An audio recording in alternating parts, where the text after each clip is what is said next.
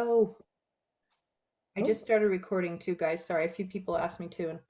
I think Kelly, you Um, have to go to host or participants or yeah. um, Down at the bottom in the center. I think You mine's should, different Oh, because it says share screen green, so I should go if to you click on it, it multiple should, participants. yeah, Got it. there you go. Okay.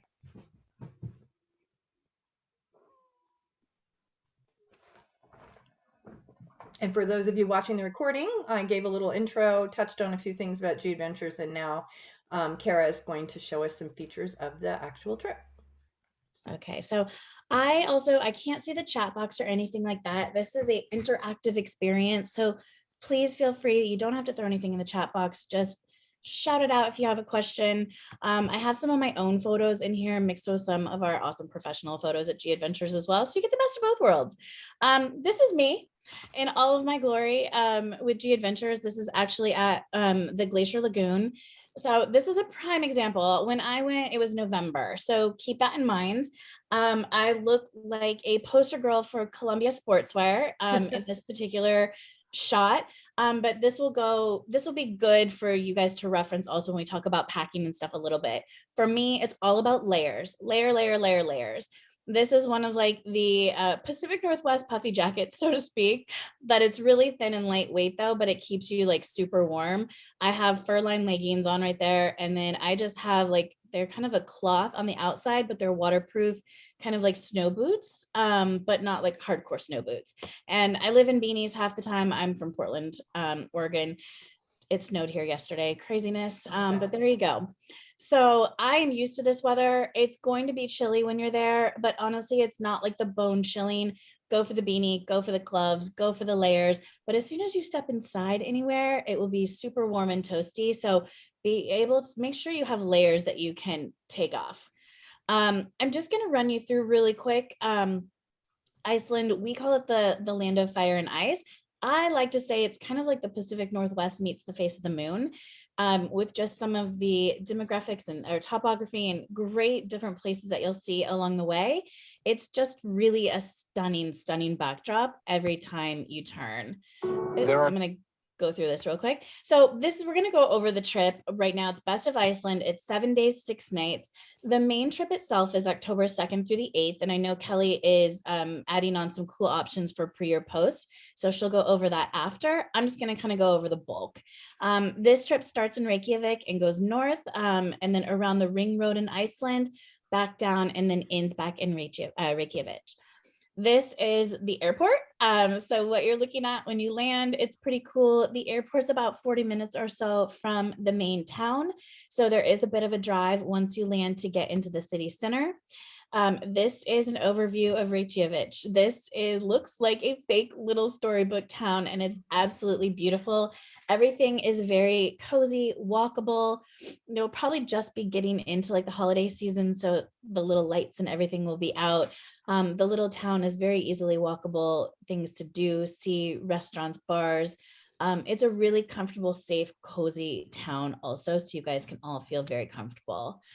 Again, just a little example of one of the streets.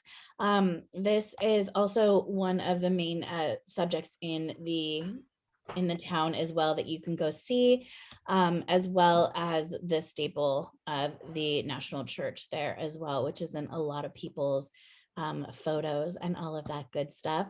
And then also Kelly's going to let you know of an add-on opportunity to go to the Blue Lagoon. So it's pretty fun. It's pretty relaxing.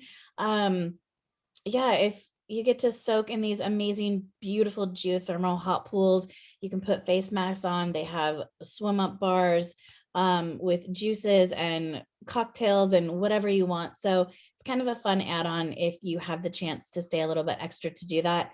I highly recommend it.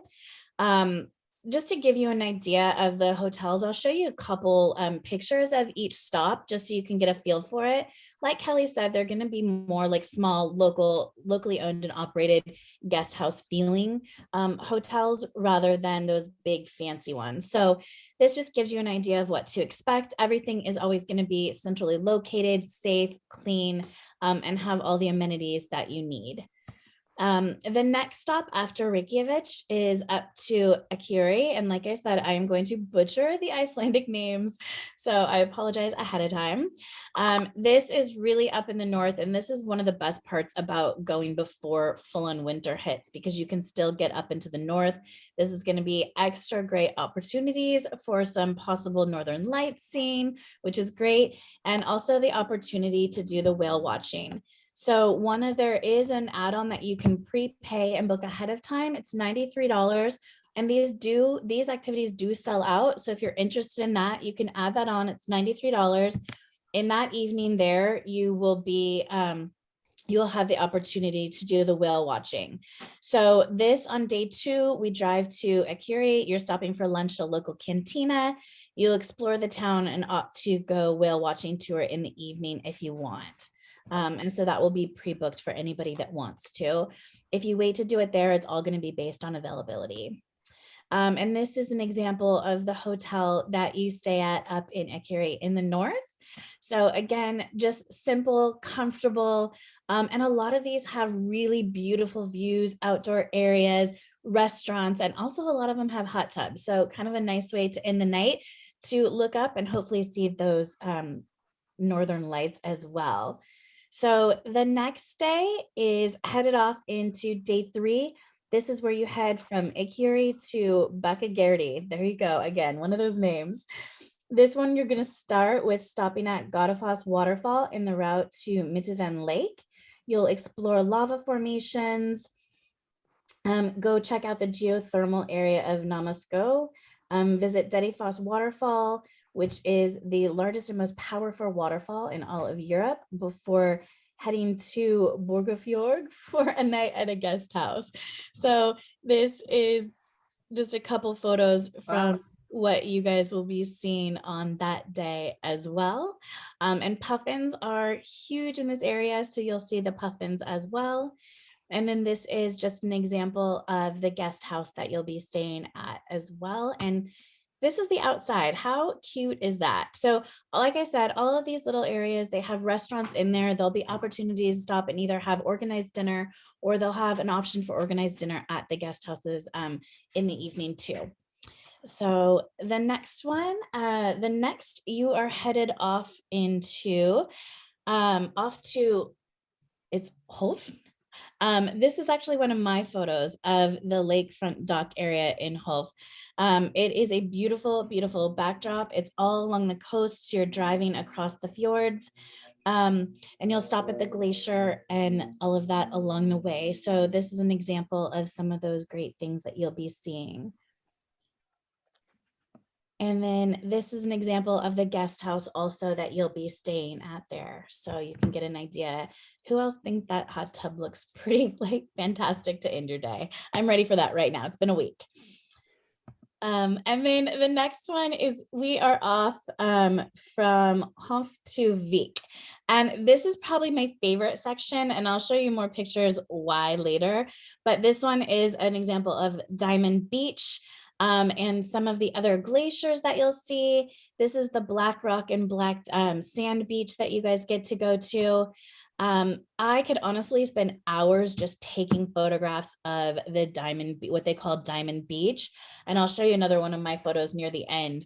But it's so cool. There are all these like ice cubes basically that are sitting all over the beach that are anywhere from the size of your hand to the size of buildings. And it's just so beautiful. And there's really nothing like it in the world. And right across is one of the big glaciers too, where you can opt to do the glacier boat ride.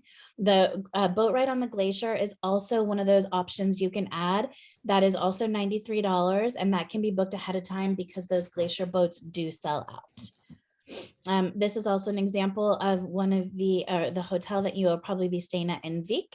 And I just love this area. This is going to be a really fun day for you guys. You'll be outdoors a lot, where you're going to be outdoors a lot in general for most of the trip.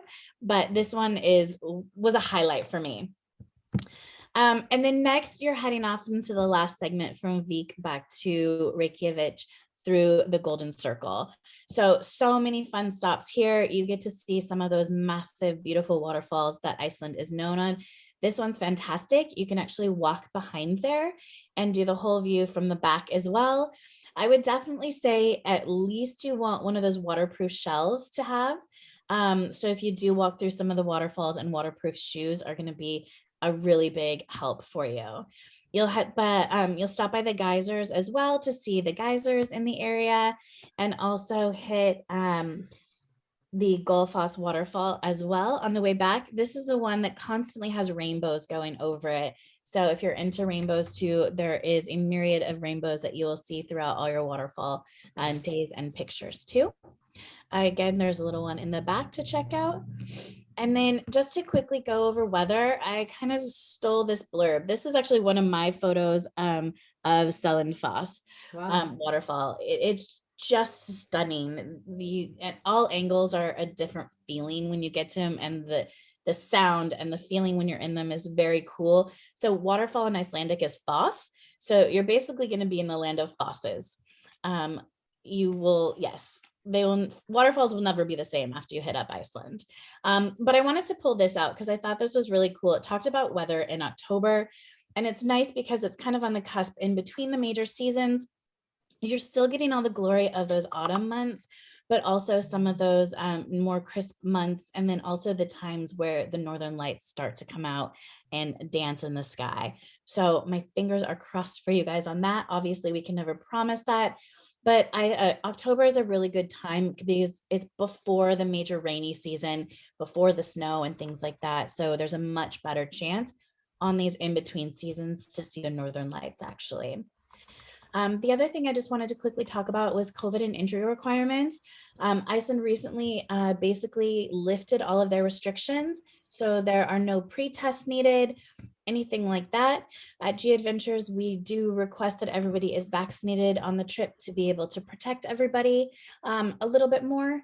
But as far as any entry requirements, there's no pre-PCR tests or anything like that necessary. The US still mandates that you have to have a COVID test to return to the US. So depending on how long you're staying, our CEO on the ground, so all of our tour leaders are called our CEOs, our Chief Experience Officers. They're all local from the area that you're going to be traveling in. They can actually help you guys set up any appointments that you need to get the required COVID test to come back to the States. On top of that, you can actually bring those at-home tests now, and they have a QR code. You can't just do the at-home test yourself. You'll see on the box that there's an option to call in and do a proctored version. You'd have to do the proctored version, so they send you the all clear email in order to use to fly home, but it's a little bit less expensive an option, so you can do that too. You just have to make sure you have proper Wi-Fi or a phone to be able to do the proctored version with someone over the phone for that test.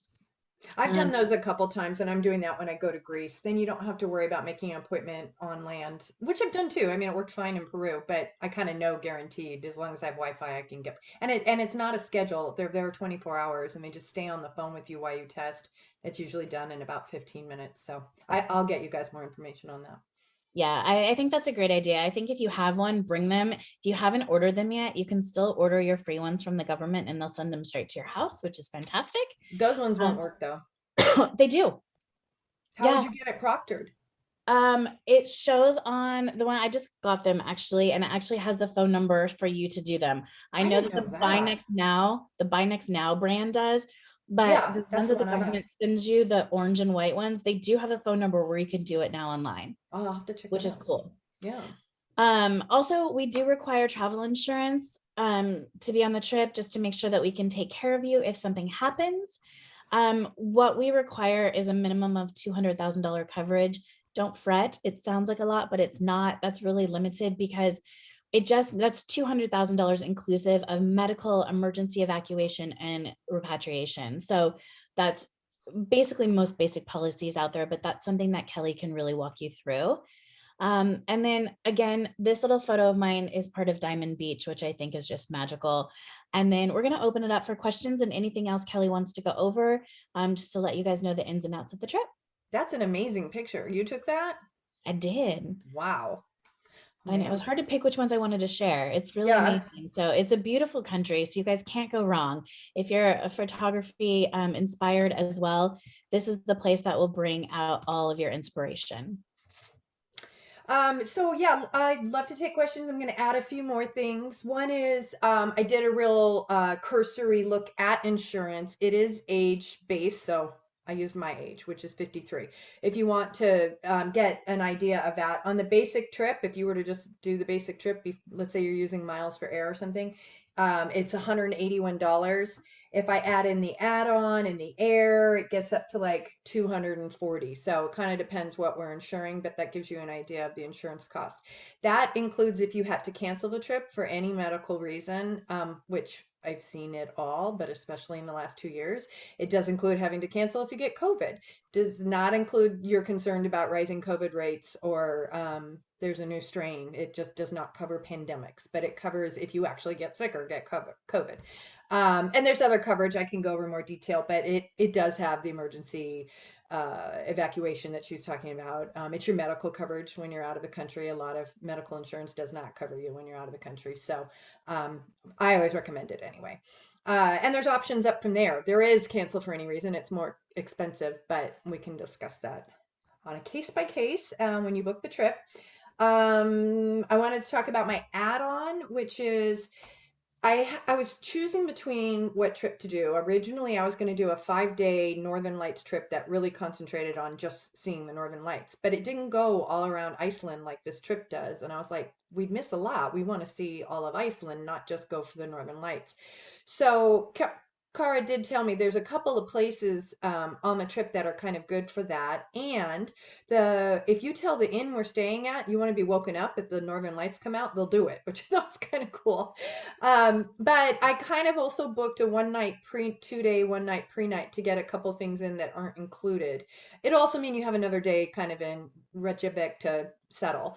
Although I'm going to pack it full of things, so I don't know how much. Your first day, you can go to bed. However, one is, and you have to do this at night if you want the best chance of seeing it. They take you out at like 8 p.m. and you spend, I'm not even sure, 4 hours, maybe even longer.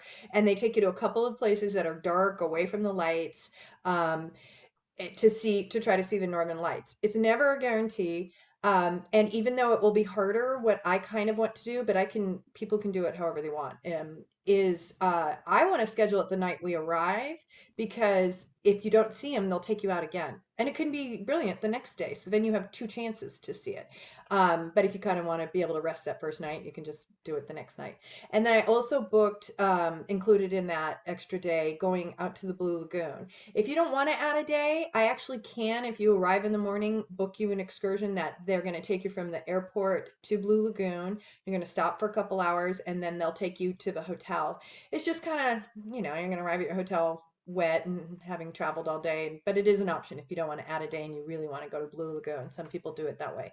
But this will give you 2 nights in the beginning at Reykjavik, gives you at least, hopefully, we see the Northern Lights first time, but 2 options to try to go see them, and going to the Blue Lagoon. So that's what that is about, and I kind of added it in there because that just wasn't part of this trip, and I'm booking it separately.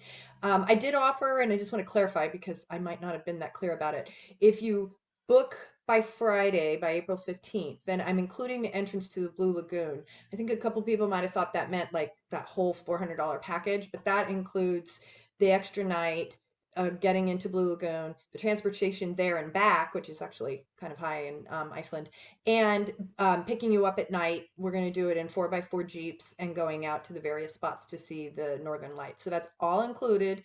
And it's $399 if you book it by Friday, and it's $450 after that. So that's kind of what I meant by free entrance to Blue Lagoon. I'm picking that part up. And weather, which we touched on, but just to give you some numbers, I looked it up. It's like 36 to 45. I was just in New York in February, and that's about what it was, probably even colder, so it's doable. We're not talking like below 0 temperatures. And she's right, layers help. The one thing which she also said is very true in New York as well, is you're freezing outside and then you walk in and you're dying. So you definitely want those layers because then you're hot. 100%. Yeah.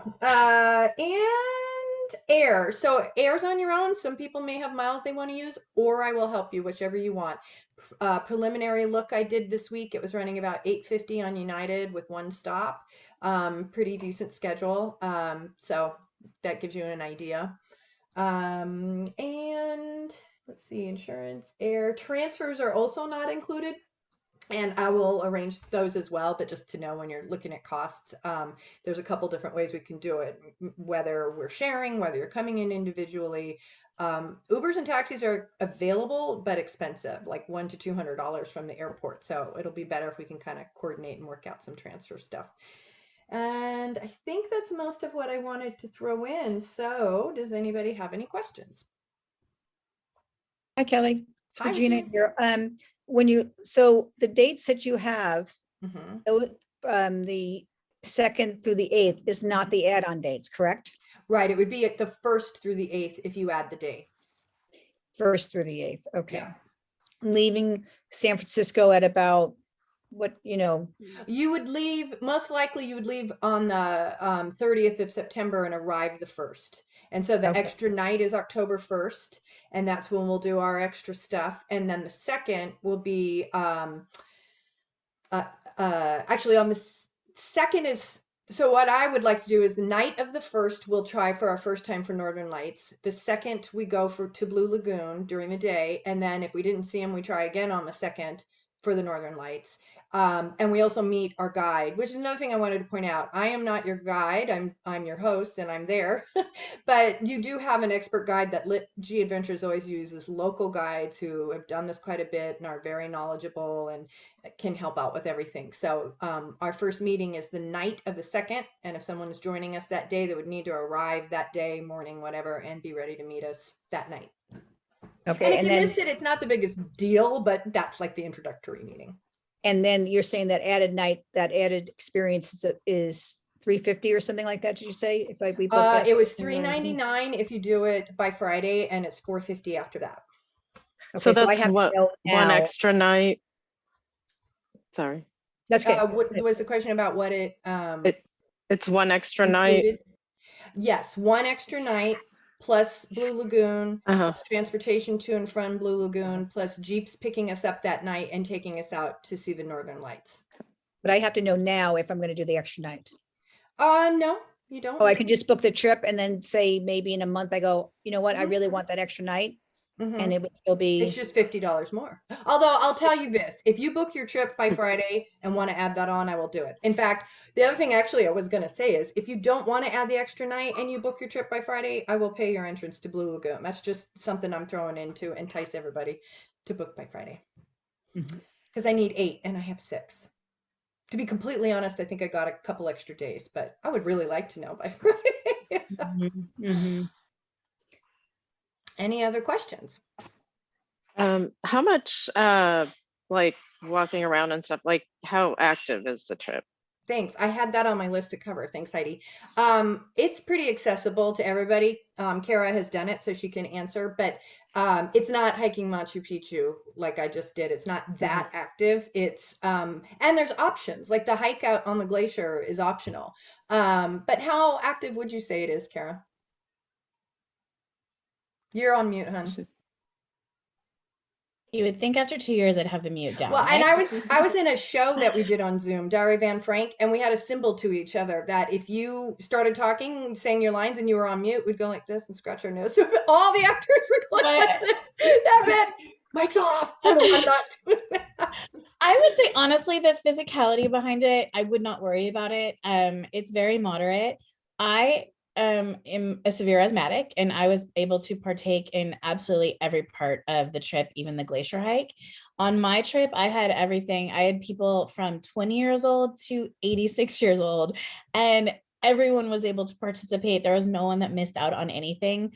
Obviously, some people chose to go all the way through, under, around the waterfalls, and some people just chose to go in front and take pictures. So you're not forced to do anything. You can kind of do everything at your own pace and your own level as well. And like in some of the waterfalls have like little gift shops or cafes as well. So if you didn't want to walk around and see everything, you could always just go into the cafe and get a coffee. Or, a lot of the times you would grab a hot chocolate or a coffee and then go see the waterfalls also. So I would say I would not worry about that. It's not overly physically active. There are definitely other things that you can add on to be a bit more active. But there's nothing that would be inhibiting for anybody of any like physical activity level. And I'm hoping some people want to bring their moms or whatever. I hope this is something inclusive for, all women. So, yeah. I have one person already asked if she can bring her daughter who's a teenager. So, yeah, just Hmm. Well, I'm really excited. I saw this and of all, some people are already putting up walls why there's so many reasons why I couldn't possibly do this trip or whatever. But I took a virtual trip around Iceland, a virtual walking trip, and it was just fun, beautiful seeing the pictures and the location. And I just feel perfect way to do it with a small group and getting around. And so I'm looking forward to it. great. Glad. I am too. Hmm. It's something I've been trying to do for a while. And when I did that survey asking people what they, I think I put at least a dozen suggestions on that survey, and Iceland definitely came back as number one. So, and then I got great ideas for the next couple of years as well. But yeah, it was on my list too. In fact, I have a trip booked for December for myself. I need to cancel because now I'm doing this. I'm going one way or another. I already have my next idea for you as well for the next Women Wanderlust Oh, trip. So, all right. ladies, is there any other questions? Well, before the time runs out, I know we're getting close to it. So I just want to make sure everyone gets any of their questions or concerns addressed. I have 5 minutes and 31 seconds, or I have to upgrade to pro. I have a question. I'm working on both ends of those that as many people probably are. So I'm just wondering, jet lag wise, or how crazy it is, or what the expectations that to be able to the 8th. What day is the 8th, or what day do we come back? On a Sunday or Saturday we come back? We come back on a Saturday actually, which is helpful. So what I want to tell you about the flights, just to keep in mind, is if you do one of the nonstop flights, for instance, it's the same to go from the West Coast to Iceland is the same amount of time it takes for me to go from the West Coast to like Boston or New York. We don't So have any nonstop from San Francisco. So if you do have a stop, it's not going to be that much longer, but that's kind of what you're looking at, because they go up closer to the Arctic Circle a little bit more to do the flight. So it's a lot quicker than you think. It's quite an easy, it's kind of like going from one coast to the next as far as traveling and how you'll feel with jet lag and how your body reacts to that. Do you know Oh, great. offhand what the time difference is? I'd have to look it up. I was just going to ask that question. I can hasten to see it So real quick. with a stop, the flights are like 11 hours. And in terms of jet lag, Regina, when you get there, you wake up really early, which is always unusual for me. And yeah, it does take a day or two if you're not used to it to deal with the jet lag, but coming back on a Saturday should help. You get back the same day you leave. So you'll get back Saturday and you'll have that night and Sunday to kind of recover. Okay, so it's midnight right now there, a little bit, half hour after midnight. Oh, so 5 hours difference. So yeah, the time difference is significant.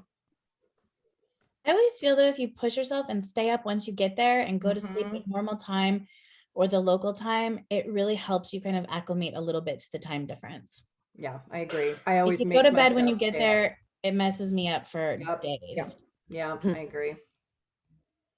And then adrenaline kicks in and you're excited. And I don't know, the thing about being on a trip, and that's the other reason why I like being on a guided trip. They tell you what time you have to be up and you just have to be up. It's not like I can blow it and not have enough time to see something because I slept in. Right, You right. see more. And they're really good about stops for bathrooms, stops for eating, making sure, everything's taken care of. And we do always have a guide if there was problem, whatever. And Kelly, if I want to pass this on to somebody, you're going to send out the link for this Yes, if you don't already have it, to email. the recording, Oh yeah. Ask me, send me an email, and I'll send it to you. Okay. And And my can other we question- watch, can we watch this again? Yeah, I recorded it. Oh, good, because I have a friend who was supposed to be here and she's not, so I don't know what happened there, but Yeah, yeah. I forgot to turn it on in the beginning when I was just introducing the idea of Wanderlust women and why I'm doing it with G Adventures. But the rest, the highlights of the trip and this questions and answers will be on there. Okay. Okay, and I guess getting you the deposit is on the flyer. how I to get believe if you click through, you get to my booking page. I'm not sure though. So let me send it to you because I have a booking page. It's going to ask you for your passport information and it'll take your credit card securely. And you can choose the options right then, but you don't have to choose the options right then. The main thing is just to get your trip booked. And it's $350 deposit. The cancellation policies are also on that booking page. I like to be very transparent about that. The $350 is non-refundable, but it can be used for any other G Adventures trip for your lifetime, and they go everywhere. I think I rattled off 5 places I've been with them. It's also transferable. So if you found someone else to go, I will transfer it and you wouldn't lose it. And then final payment, gosh, I have to look at my booking page. But then there's some staggered, let's see here. 60 days or more, you just lose deposit or have to transfer it or keep it as a lifetime deposit. 30 to 60 days, it's 50%. And within 30 days, the cancel penalty is 100%. However, no one's actually going to, well, for the most part, if you were to cancel for any kind of medical reason, nobody's going to have to deal with those penalties because you all have to have insurance and it would be covered.